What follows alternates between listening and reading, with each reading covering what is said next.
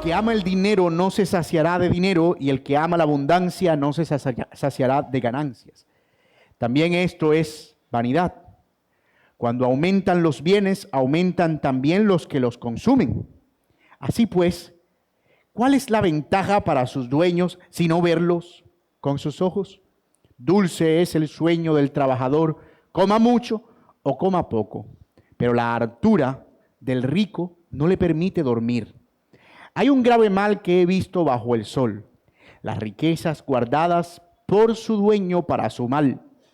Cuando esas riquezas se pierden por un mal negocio y él engendra un hijo, no quedará nada para mantenerlo. Como salió del vientre de su madre desnudo, así volverá yéndose tal como vino. Nada saca del fruto de su trabajo que pueda llevarse en la mano. También esto es un grave mal, que tal como vino, así se irá. Por tanto, ¿qué provecho tiene el que trabaja para el viento? Además, todos los días de su vida come en tinieblas, con mucha molestia, enfermedad y enojo. Amén. El 3 de julio de 1916, o sea, hace unos 3 o 4 días se celebró el aniversario, pero un aniversario bien lamentable. Murió en Nueva York una mujer que había sido considerada la persona en ese entonces más rica de América. Se llamaba Hetty Green, o Hetty Green, con doble T. Había acumulado una fortuna equivalente al día de hoy a más de 17,000 millones de dólares. Tenía propiedades en todo el país, prestaba dinero a ciudades enteras, y los banqueros más poderosos de Wall Street venían a pedirle consejos financieros. Pero el día de su muerte, Hetty Green, a quien llamaban la bruja de Wall Street, llevaba puesto el mismo vestido negro que había usado durante más de 20 años. Nunca lo lavaba porque decía que eso gastaba jabón innecesariamente. Vivía en apartamentos baratos, comía avena fría todos los días porque no quería pagar gas para calentarla, y cargaba los documentos millonarios y de sus transacciones en una maleta destartalada porque se negaba a pagar los gastos de una oficina. Su obsesión por gastar dinero llegó a tal extremo que cuando uno de sus hijos se lastimó la pierna, ella se negó a llevarlo a un médico privado y buscó durante horas una clínica gratuita. Por esa demora, al niño se le cangrenó la pierna, la perdió y tuvo que usar una prótesis de madera el resto de toda su vida. La mujer más rica de América murió discutiendo con su empleada doméstica sobre el precio de un vaso de leche desnatada. Había pasado su vida entera acumulando dinero, pero nunca pudo disfrutar ni un centavo de lo que tenía.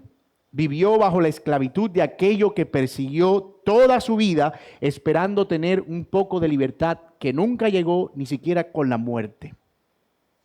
Y yo sé que esta historia puede sonar distante, tal vez digna de Charles Dickens, un personaje que él fácilmente pudo haber descrito con precisión. Y después de todo, puede ser que tú estés considerando que nunca llegarías a tal punto. Caramba, yo apago las luces en la noche de afuera, pero eso es porque llega cara la energía. Pero el amor al dinero no es un tema menor en la Biblia. Y es que este es quizá uno de los temas que con mayor insistencia vemos en las enseñanzas del Señor Jesucristo, del cual debemos cuidarnos. El mismo apóstol Pablo advirtió: raíz de todos los males es el amor al dinero. Y también nuestro Señor Jesucristo, cuando tuvo que poner a un Dios con D minúscula de este mundo que competía con la lealtad al Dios verdadero, se refirió a Mamón, el Dios de las riquezas. Hay quienes dicen que el Señor advirtió más acerca del dinero que del infierno cuando se comparan sus enseñanzas, precisamente por el peligro que representaba y que representa el amor a las riquezas. Consciente de este mal y de que es una realidad debajo del sol con la que tenemos que lidiar y andar con sabiduría, el predicador nos provee ahora una perspectiva desde donde el dinero se ve sin maquillaje, sin máscara, con su cara real, la misma en la que se ven dos cosas: insatisfacción por un lado y vanidad por el otro. En los versos que hoy consideraremos, esa parece ser la idea clara y el argumento que quiero proponerles. El que ama al dinero no se saciará, y el que lo acumula lo guardará para su mal. El que ama el dinero no se saciará, y el que lo acumula lo guardará para su mal, lo cual espero que desarrollemos a la luz de los siguientes encabezados, en lo que también parece la división natural del texto. En primer lugar, versículos 10 al 12, la insatisfacción de desear el dinero, y versículos 13 al 17, la vanidad de acumular dinero. La insatisfacción de desearlo desmedidamente y la vanidad de acumularlo, y es como espero que avancemos en los minutos que nos restan. Veamos entonces en primer lugar nuestro primer encabezado, la insatisfacción de desear el dinero. Miren que el predicador comienza con este consejo sobre el dinero con una afirmación muy clara, precisa, directa, contundente. Él dice: el que ama el dinero no se saciará de dinero, y el que ama la abundancia no se saciará de ganancia. También eso es vanidad. Es como si fuera la tesis de todo lo que él va a estar desarrollando en adelante. Si alguien tenía autoridad moral para hablar en esos términos, era precisamente el predicador. Después de todo, él había invertido buena parte de su vida en la búsqueda de sentido a través de conseguir más dinero, más riqueza. Así lo escribió en su momento en el capítulo 2. Compré esclavos y esclavas. Tuve esclavos nacidos en casa. Tuve ganado, vacas, ovejas, más que todos los que me precedieron en Jerusalén. Reuní también plata y oro para mí y el tesoro de los reyes de las provincias. Me proveí de cantores, cantoras, de los placeres de los hombres, de muchas concubinas. Consideré luego, y esta fue su conclusión en su momento, todas las obras que mis manos habían hecho y el trabajo en que me había empeñado, y resultó que todo era vanidad y correr tras el viento sin provecho bajo el sol. Esto es capítulo 2, 7, 8 y versículo 11. Pero ahora recuerden que este predicador no es el de esos capítulos. Este predicador tiene una sabiduría que se está estrenando, nuevecita, recién desempacada. Y en esa recién estrenada sabiduría que adquirió después de entender en el capítulo 3 que todo tiene su tiempo, el predicador nos provee las razones por las cuales perseguir el dinero es vano e infructuoso. De hecho, nos da 3 razones en el texto por las cuales perseguir el dinero es vano e infructuoso. Ustedes pueden verla conmigo, aunque las vamos a desarrollar una a una. El que ama el dinero no se saciará de dinero, y el que ama la abundancia no se saciará de ganancias. También esto es vanidad. ¿Por qué? Primero, porque cuando aumentan los bienes, aumentan los males. Y también porque el dinero no da descanso. Versículo 12. Dulce es el sueño del trabajador, coma mucho, coma poco, pero el que la hartura del rico no le permite dormir. Porque es un deseo insaciable, porque además es una búsqueda que nunca termina, como lo dice el texto. El que ama la abundancia nunca se sacia. El que tiene mucho dinero tiene muchos problemas, y el que tiene mucho dinero o persigue mucho dinero nunca duerme, nunca tiene paz. Y esas parecen ser las razones por las cuales él dice que la búsqueda insaciable de dinero es vanidad. Y vamos a desarrollar cada una de ellas dentro de este encabezado. Miren, en primer lugar, la primera razón por la cual el predicador dice en el verso 10 que buscar el dinero y desearlo es vanidad, porque es un deseo insaciable. Es simple. ¿Por qué? Porque es un deseo insaciable. El que ama el dinero nunca se sacia de dinero. Es como tratar de quitarse la sed bebiendo agua salada. Han visto películas de náufragos, ¿verdad? Que de repente empiezan a entrar en desesperación porque no tienen agua, y obviamente al estar rodeado de agua, esa es la gran paradoja del náufrago, que estás rodeado de agua pero puedes morir de sed. Mientras más bebes, más sed tienes. Y el dinero es exactamente así, porque el dinero es altamente adictivo, potencialmente adictivo. Si tienes 1,000, piensas que necesitas 10,000. Si tienes 10,000, ahora piensas que necesitas 100,000. Y si tienes 100,000, piensas que necesitas 1,000,000. Y si tienes 1,000,000, que necesitas 10 millones, y así sucesivamente. Cuando se ama el dinero, la línea de suficiente, es decir, ya basta, siempre se mueve más allá de lo que tiene, siempre se está moviendo. Pero, ¿por qué pasa eso? Esto no es un análisis psicológico y mucho menos del comportamiento humano el que voy a hacer a continuación, pero es bueno que nos hagamos esta pregunta. ¿Por qué sucede eso en el corazón humano con respecto al dinero y a otras cosas? Pero aquí especialmente él se refiere al dinero. ¿Por qué tenemos esa inclinación tan persistente a perseguir y a perseguir, aunque la línea se va corriendo y corriendo y corriendo? Hay muchas razones, pero yo quiero presentarles dos.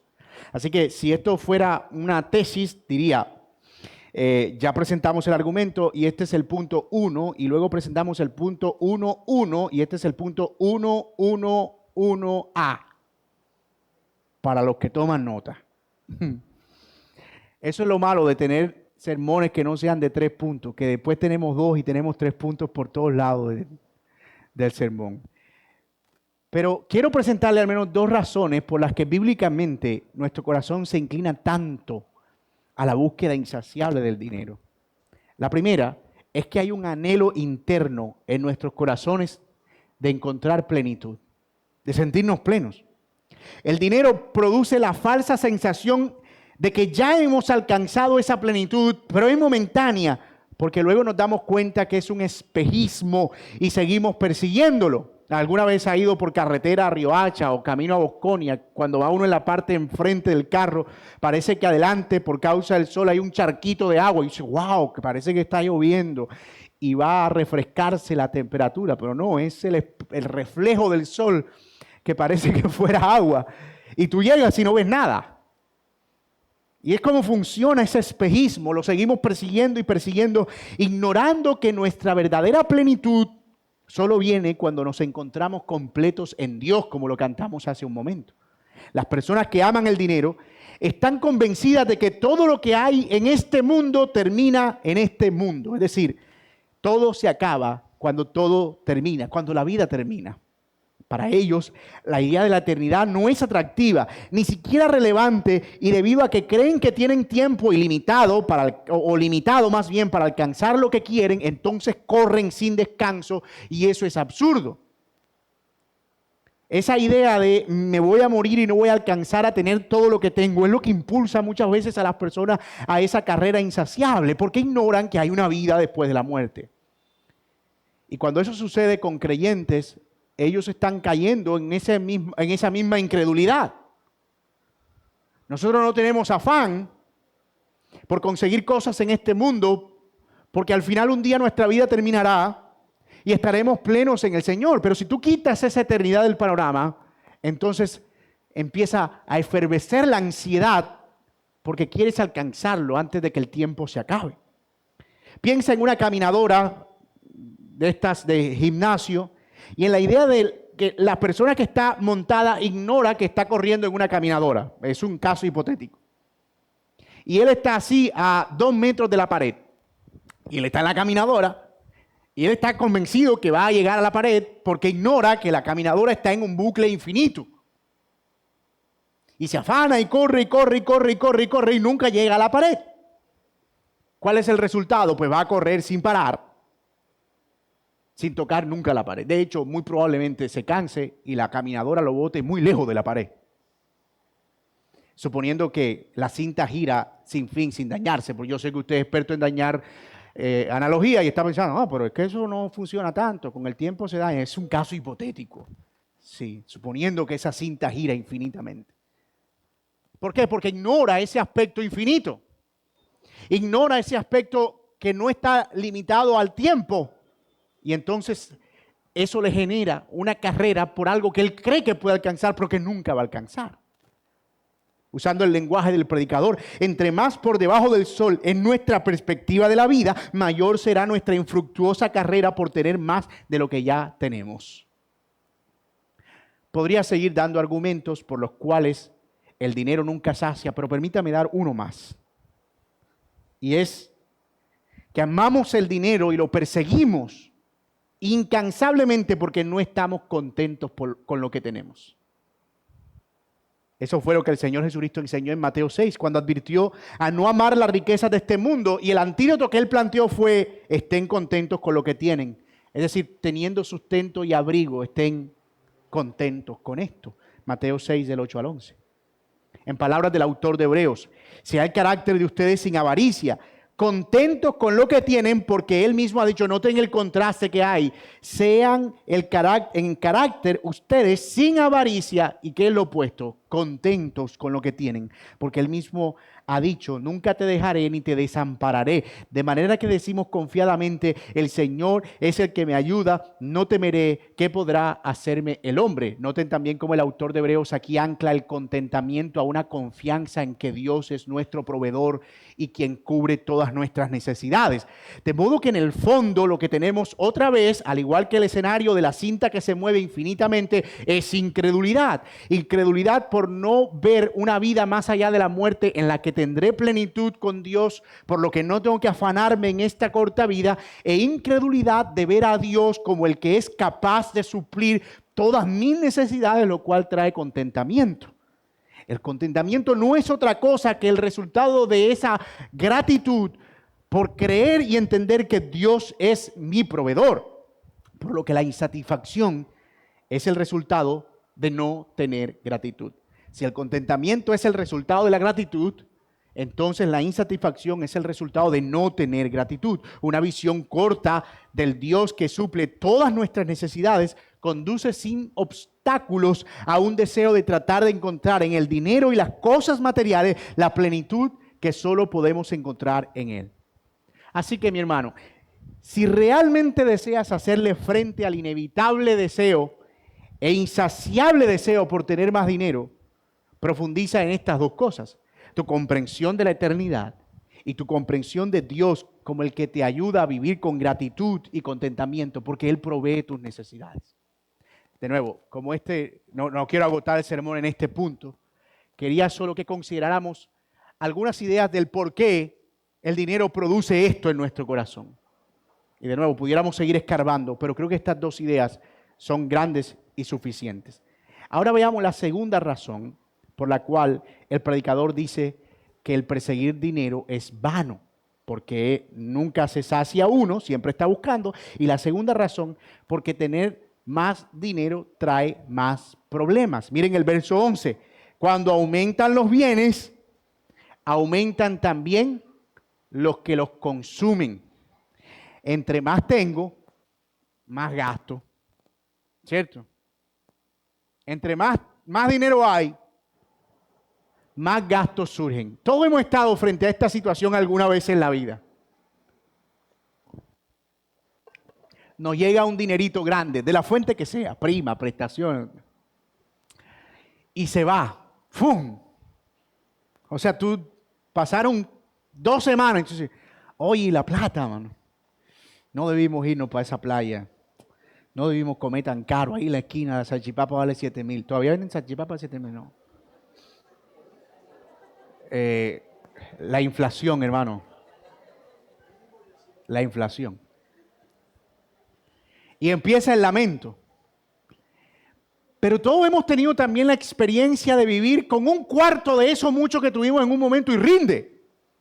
Y uno dice, óyeme, es verdad que cuando uno tiene poco, o sea, igual rinde, pero cuando uno tiene mucho, es como si al final no hubiera diferencia entre tener poco y mucho. O sea, siempre al final uno termina administrando como debe.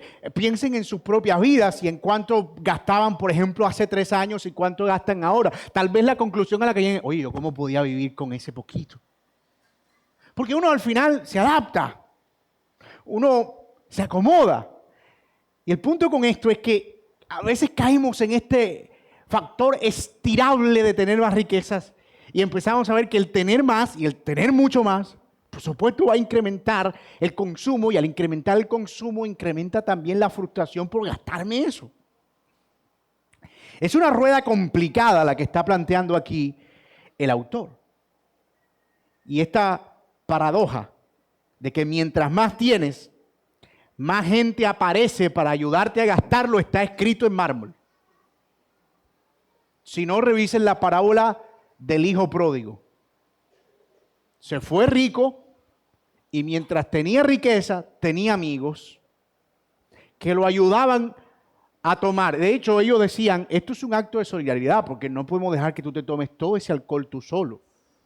Eso puede ser peligroso para tu salud y lo que hacemos es diluirlo contigo. Pero el día que necesitó, ¿qué pasó? No hubo nadie. Ni siquiera para darle un empleo. Todos se alejaron. Más bienes significa más administradores, más empleados, más familiares necesitados, más amigos con proyectos de inversión, más postres que comprar, más mantenimiento, más seguro, más preocupaciones, más pirámides en las que invertir.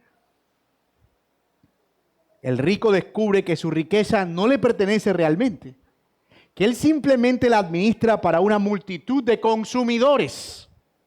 La única ventaja que le queda es mirar con sus ojos todo lo que tiene, pero que otros disfrutan. Ahora bien, noten que aquí el autor está haciendo un análisis crudo de la realidad, porque esto tiene matices. O sea, no significa que esto debe llevarnos, lo analizaremos ahora, a una resignación de vivir con voto de pobreza. ¿Por qué? Porque yo no quiero problemas. Y si yo no... ¿Por qué tú no trabajas? No, porque trabajar trae dinero y el dinero trae problemas. Entonces yo mejor me quedo aquí en la cama. No, eso es muy conveniente. Eso no es lo que el autor está proponiendo, ¿verdad? Y no hay que agarrar el camino equivocado con respecto a esta interpretación. De nuevo, él está haciendo un análisis en la observación de la realidad de que en efecto acumular y acumular, perseguir y perseguir va a traer en algún momento inconvenientes. Tener más de lo que nuestras manos pueden administrar va a traer mayores gastos y por supuesto mayor frustración. La tercera razón que él propone por la cual perseguir insaciablemente el dinero es vano es porque quita el sueño y la paz. Noten las tres razones por las cuales perseguir el dinero es vano según el predicador. Número uno, porque uno nunca se sacia, siempre quiere más. Número dos, porque más dinero, más problemas, porque más consumo, más frustración. Y número tres, porque quita el sueño y la paz. Mira lo que dice el texto. Dulce es el sueño del trabajador, coma mucho o coma poco, pero la hartura del rico no le permite dormir. Él está haciendo una analogía con alguien que come a las 8 de la noche un plato de frijoles con chicharrón, arroz, jugo de guayaba y un postre decoroso. O sea, hay una cosa segura. No va a dormir. Ahora, si usted dice que puede dormir, revísese. Necesita un examen endocrinológico urgente. Pero él va a estar procesando ese montón de comida. No puede, porque es más de lo que él puede procesar. Además, si es frijol rojo, cargamanto, peor.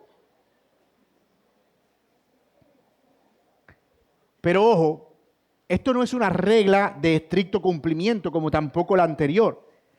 Después de todo, también hay trabajadores pobres que tampoco duermen. No porque estén saciados de bienes, sino porque están saciados del deseo de bienes.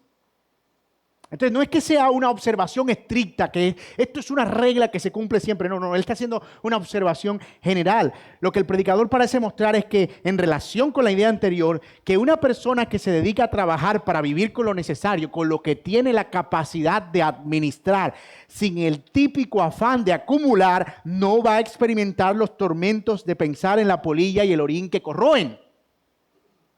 Va a tener las cosas dentro del margen de lo que su capacidad humana puede administrar. Esto no es una invitación a una vida mediocre, sino una vida de contentamiento.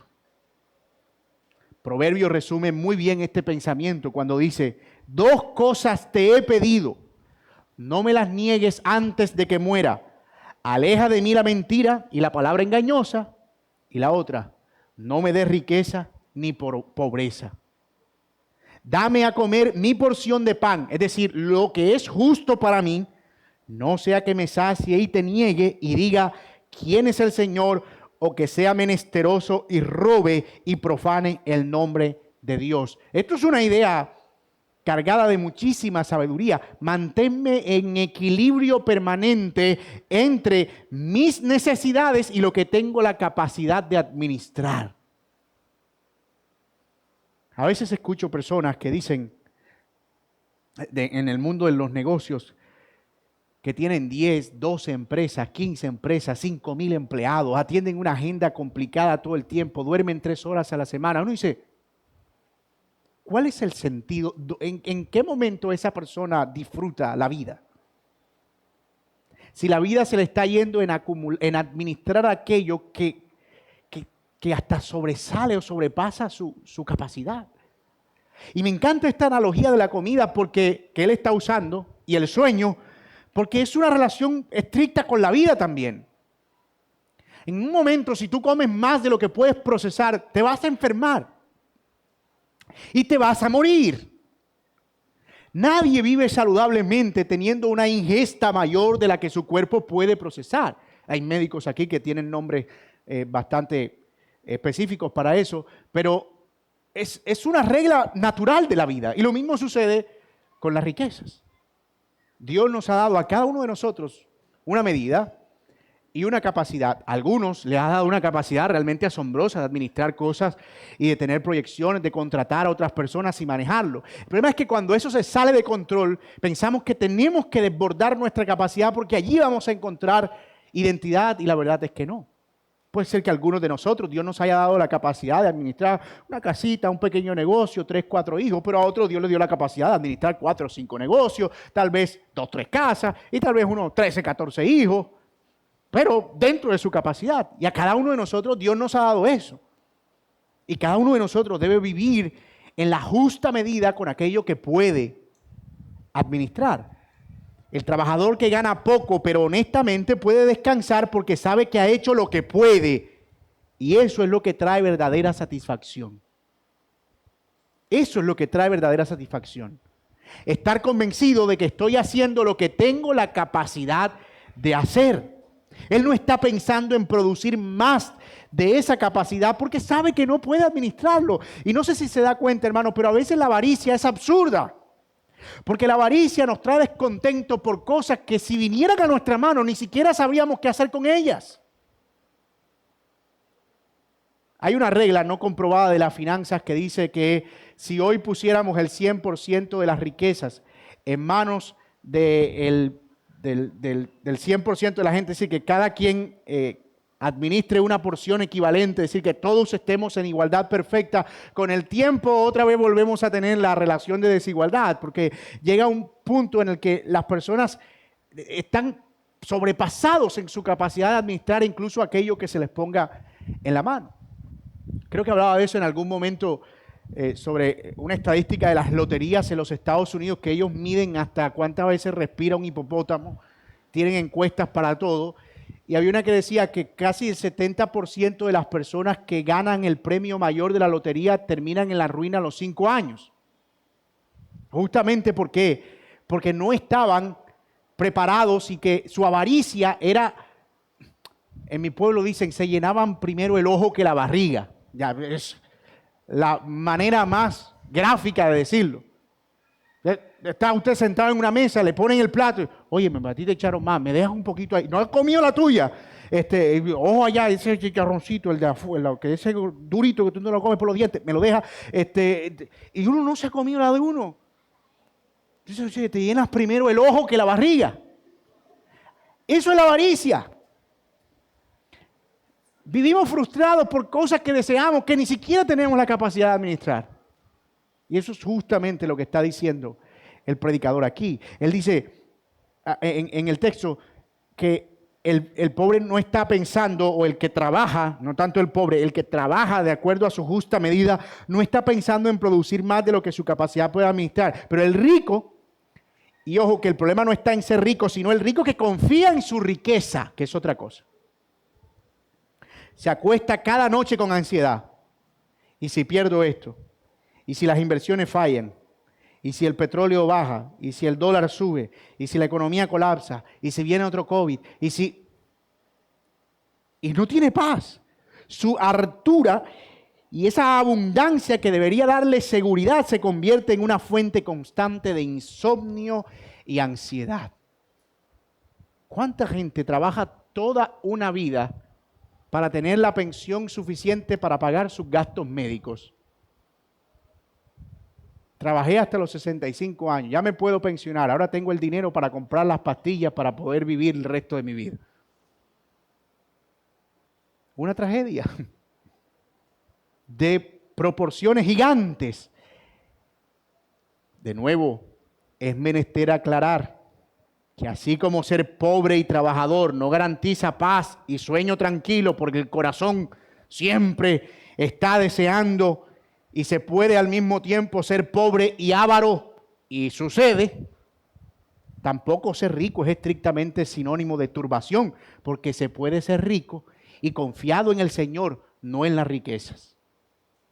Así que esta no es es un llamado a decirle a la gente, no procures trabajar diligentemente para tener dinero, porque a alguien Dios puede darle el propósito de ser rico para la expansión del reino, para apoyar el avance del evangelio, para ayudar al prójimo, para ayudar a personas a desarrollarse en sus capacidades y talentos.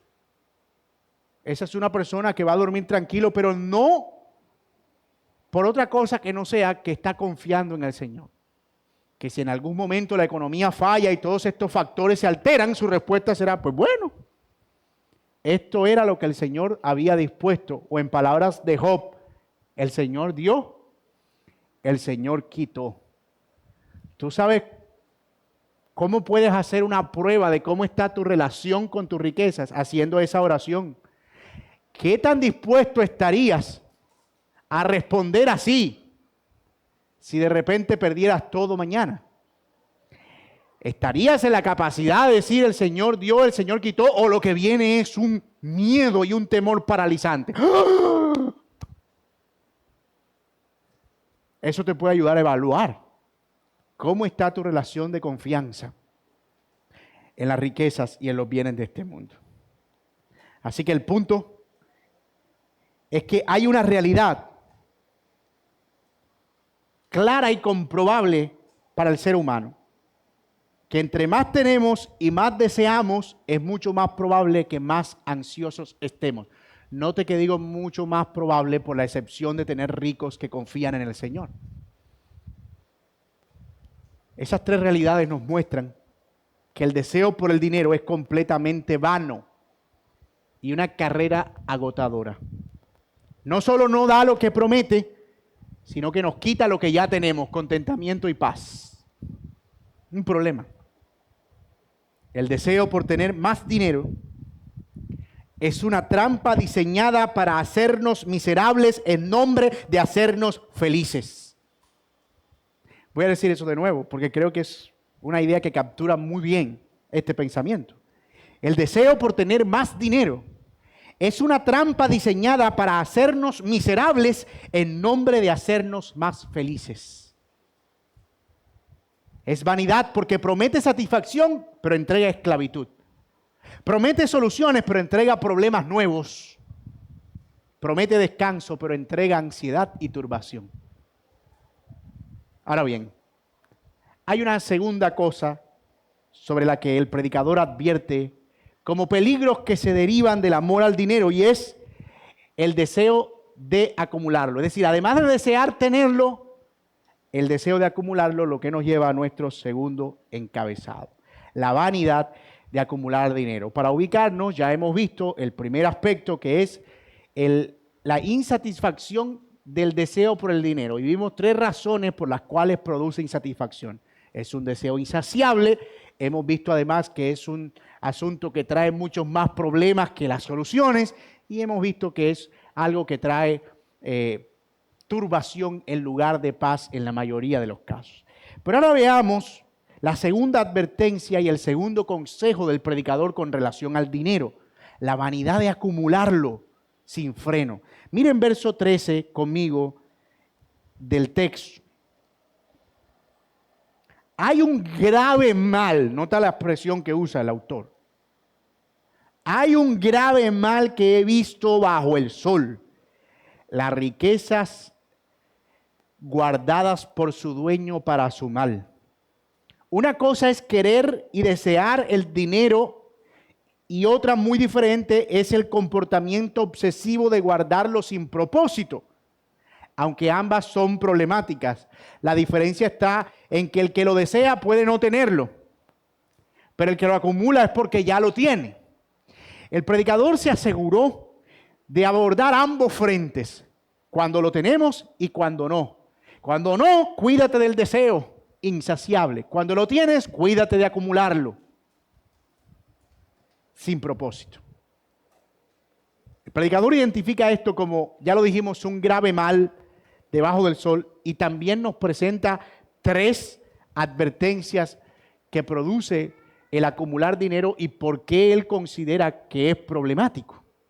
La primera advertencia es que cuando se acumula dinero, se guarda dinero para el mal. Verso 13.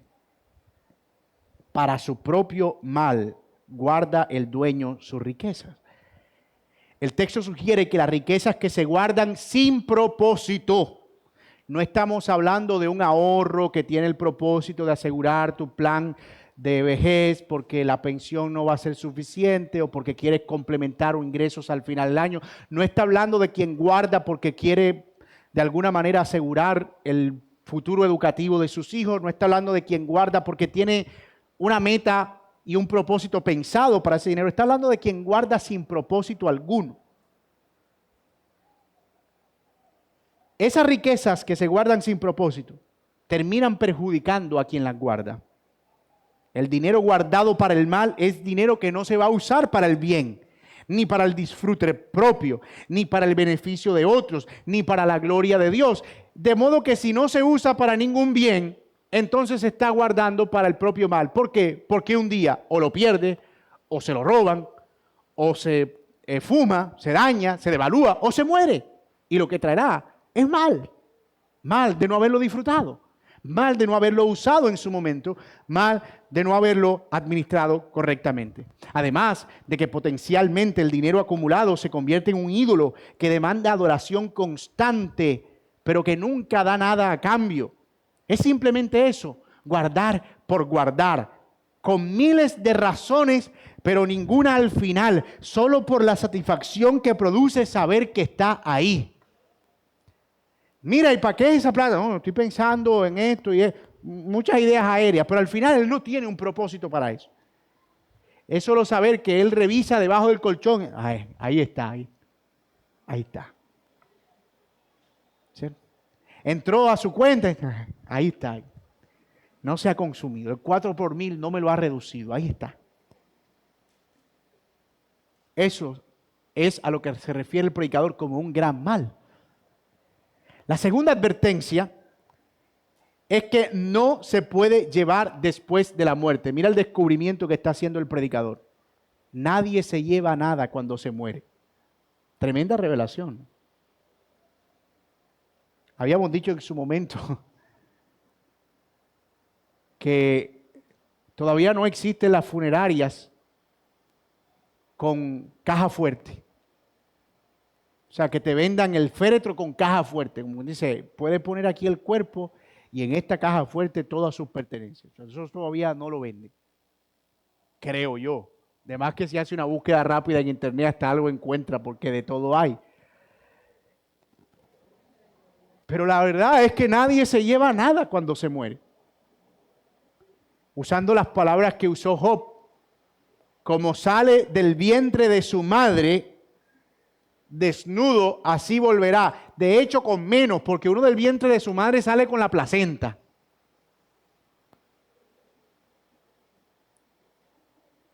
Pero al polvo volverá sin nada, yéndose tal como vino. Nada saca del fruto de su trabajo que pueda llevarse en la mano.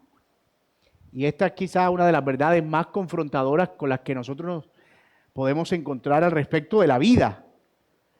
La acumulación es completamente temporal.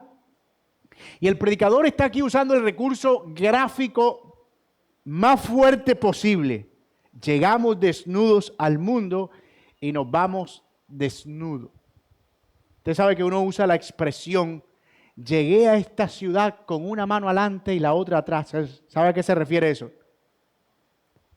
Pues cuando la expresión una mano adelante y otra atrás, llegué sin nada. Cuando nos morimos, ni una mano antes ni otra atrás, porque hasta a los lados las tenemos.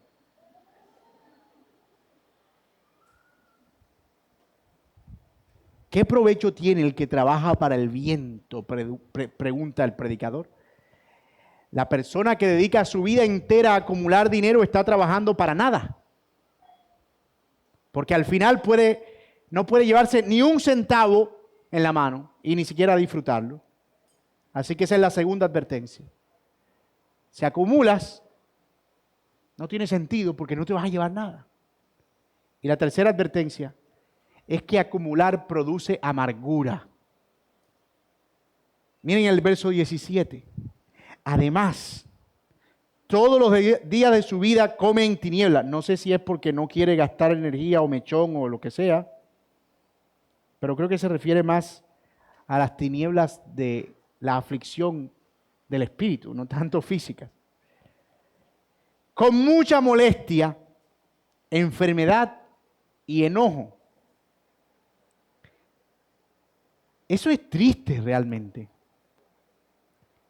Este es el resultado de la acumulación obsesiva. Una vida miserable, pero ojo, no impuesta por otro, autoimpuesta. O sea, yo decido ese estilo de vida para mí mismo, me autoimpongo la miseria, sin gozo, sin luz, sin disfrute. Come, pero él no disfruta la comida porque está calculando cuánto costó. Vive, pero no disfruta la vida porque está obsesionado con no gastar. La molestia, la enfermedad y el enojo son el precio que él paga por la avaricia. Se enferma de ansiedad, se molesta por los gastos que son necesarios, se enoja con todo lo que amanece o lo que amenace más bien su acumulación. ¿Cómo puedes saber tú que esta relación con el dinero se está distorsionando hacia esa dirección, hacia una dirección peligrosamente acumulativa? Cuando empiezas a molestarte por los gastos que debes asumir que son gastos necesarios. Vamos a poner aquí la renta, la hipoteca, los que no tienen casa propia. O sea, si uno no tiene donde dormir, está problema.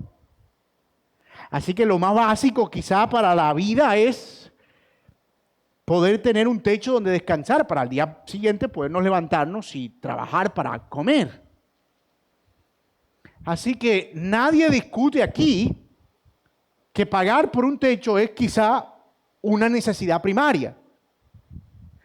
Quien tiene una relación problemática con la acumulación tiene actitudes de este tipo.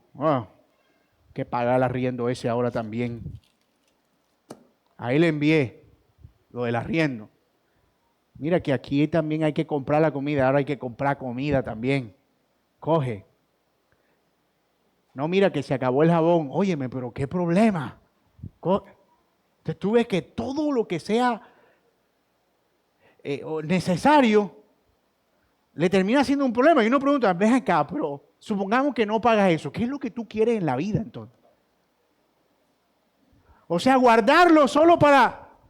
Ahí está. ¿No debería más bien tener gozo de saber, óyeme, el Señor ha provisto para poder cubrir esta necesidad? ¡Qué bueno es el Señor! Entonces, comiendo con amargura. ¿Por qué? Porque hubo que comprar comida. Y, o sea, ¿tú qué esperabas? Que de repente tú respiras, agarras aire y te asoleas porque fabricas tu propio alimento por fotosíntesis. No, tienes que comer y la comida cuesta y si la inflación sube, sube el costo de la comida también. Hay que pagarlo. Hermano mío, ¿tú no ves que a veces uno se amarga de gratis? Y se compra uno la amargura. Porque lo triste es, ¿sabes? Que si no comiera tendría amargura porque tiene hambre. Esto es lo que el predicador está diciendo. Nunca verás a un acumulador feliz. Porque la idea de disminuir su riqueza, así sea para cosas necesarias, no lo deja ser feliz. Él vive en función del grosor de la paca. Yo conocí en mi pueblo a un muchacho, él tenía una deficiencia mental. ¿Se puede decir eso sin sonar discriminador, Ayrton? No. O tenía un problema, un déficit diagnosticado psiquiátricamente que le impedía sus relaciones normales. ¿La embarré? Bueno. Y el muchacho era de esos muchachos de pueblo, personajes muy queridos, muy amados, y qué bueno que puedo recordarlo hoy, ojalá el Señor lo salve. Y él era muy tierno. Entonces la gente lo ayudaba, le daba la comida, porque siempre estaba muy bien vestidito. Y a veces alguien le daba 10,000 pesos y él iba y cambiaba los 10,000 pesos por billetes de 1,000 para tener. Él decía, es que ahora tengo más, o que tengo el billete, la paca más grande. En su inocencia, ¿no? A veces hay gente que en sus condiciones y facultades plenas y normales se comporta exactamente igual. Porque viven en función del tamaño de cosas que están acumulando. Eso no tiene sentido en lo absoluto. El acumulador obsesivo se roba a sí mismo todo lo bueno de la vida en nombre de preservar lo que no podrá disfrutar. Es como un perro que se pasa la vida cuidando un hueso que nunca se come hasta que se muere de hambre al lado de su tesoro, el hueso. La acumulación sin propósito, eso no es sabiduría financiera, mi hermano. La sabiduría financiera no es gastar menos. La tacañería es un pecado tan grave como la avaricia y el deseo de tener riquezas. Porque está impulsado exactamente por el mismo principio, el amor al dinero. En el caso de la avaricia puede ser que todavía no lo tiene pero lo desea, pero en el caso del que acumula es que lo tiene y no lo quiere perder, lo retiene más de la cuenta. Eso no es sabiduría financiera, es una forma sofisticada de suicidio emocional y espiritual. El predicador nos está mostrando que tanto desear como acumular dinero son formas de vanidad que nos roban una vida vivida en paz. Y no sé si ya lo notaron, pero lo que el predicador ha hecho a lo largo de estos versículos es ponernos frente a estas preguntas. ¿Cuál es el papel del dinero en tu vida? ¿Cómo te relacionas emocionalmente con el dinero? Para no hacer la pregunta compleja poniendo espiritualmente. ¿Cómo te relacionas emocionalmente con el dinero? Es decir, ¿cómo respondes a la pérdida y cómo respondes a las ganancias?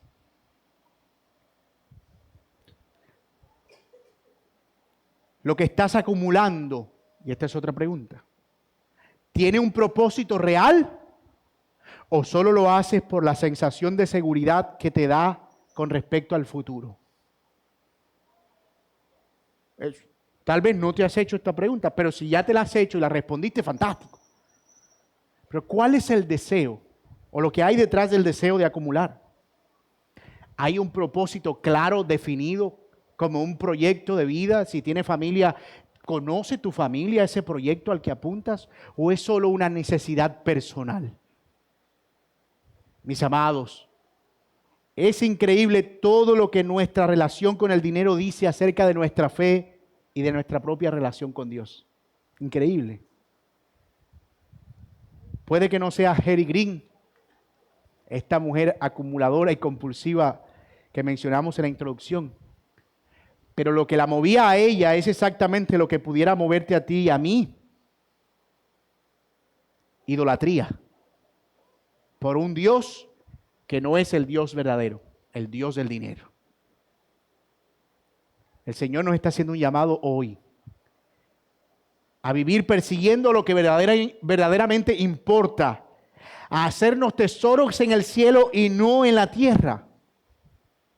Y yo sé que usted tiene en su mente la pregunta, ¿y entonces? ¿Cuál es la forma correcta de yo relacionarme con el dinero? ¿Qué hago con este poco de plata que tengo que yo no sé qué hacer con ella? ¿Cuál es? Yo sé que usted está preocupado. ¿Qué hago con esta cantidad de dinero que estoy ganando? Porque el Señor me está bendiciendo mucho. Bueno, esperamos la próxima semana para ver la otra cara de la moneda, que son los versículos restantes. ¿Cuál sí es la forma correcta de relacionarnos con la riqueza y los bienes materiales? ¿Cómo sí disfrutar del don de Dios de poder tener? ¿Cómo reemplazar la acumulación por la generosidad? ¿O cómo reemplazar la avaricia por un deseo genuino de satisfacción en Dios y estar contento con lo que hay? Me hubiese gustado abordar las dos caras de la moneda en este sermón, pero como ustedes verán, ya el tiempo ha avanzado. Así que yo espero que podamos atesorar esta verdad en nuestro corazón. Si no debemos desear incontrolablemente el dinero y no acumularlo sin propósito, entonces lo que podemos hacer es deleitarnos en Dios y saber que Él ha puesto en nuestra mano lo necesario para que le demos gloria, que cada día trae su propio afán, que podemos estar contentos con lo que Él provee y que no deberíamos malgastar nuestra vida en desear aquello que ni siquiera sabemos si tenemos la capacidad de administrar, o acumular aquello que no sabemos ni siquiera qué propósito le vamos a dar. Mis amados hermanos, creo que el predicador nos está proveyendo aquí sabiduría en oro con respecto a un tema muy importante en nuestra vida. Y esto no tiene que ver con si ganas mucho o ganas poco, si eres independiente o asalariado, si trabajas por un salario mínimo o si trabajas con ingresos variados. ¿Por qué? Porque el corazón es el mismo y las riquezas siguen siendo las mismas. Así que es un llamado para todos nosotros a actuar sabiamente con relación al dinero. Voy a pedirles, por favor, que inclinemos nuestros rostros y demos gracias al Señor por su palabra. Padre nuestro,